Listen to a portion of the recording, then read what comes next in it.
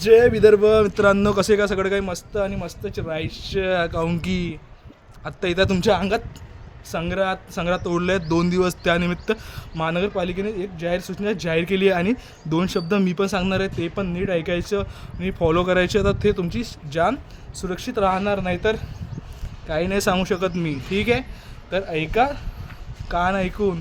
ठीक आहे, तर सांगायचं तुम्हाला, तुम्ही तुमच्या मुलाबाळांना समोर पेट्रोलच्या टंकीकडे बसवत असताना त्यांना आत्ता 4-5 दिवस तिथे बसू नका.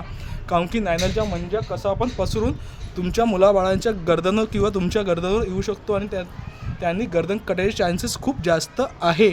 म्हणून तुम्हाला सांगताय, घरून निघताना एक गमछा बांधायच्या पूर्ण गर्दनपर्यंत, गर्दन पॅक करून, आणि मग त्यानंतर असा गॉगल घालायचे, असा काळा गॉगल किंवा व्हाईट गॉगल आणि हेल्मेट घालून, आणि गाडी फारशी 40 किंवा 50च्या स्पीडमध्ये चालवायचं. काहून की आता आहे मकर संक्रांत, म्हणून थोडंफार आपला संयम तुमच्यासाठी चांगला असू शकतो, तुमची जीव वाचू शकतो.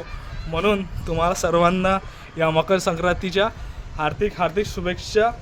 तुम्ही यावर्षी आणि हर वर्षी कॉटनच्या मंज्यानी पतंग उडवा आणि तुम्ही सुरक्षित राहा आणि तुमच्या सपरिवाराला पण सुरक्षित ठेवा, हेच तुम्हाला सांगताय. तर हॅपी मकर संक्रांती तर करा तुम्ही.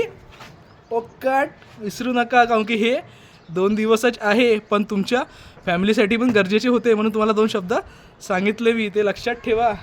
आणि मकर संक्रांत तुम्हाला चांगली मनवायची आहे, तर कॉटन मांजाचे इस्तेमाल करा आणि नायनॉलला बिलकुल विरोध करा, आणि जो कोणी तुम्हाला भेटत असेल त्याची कंप्लेंट करा.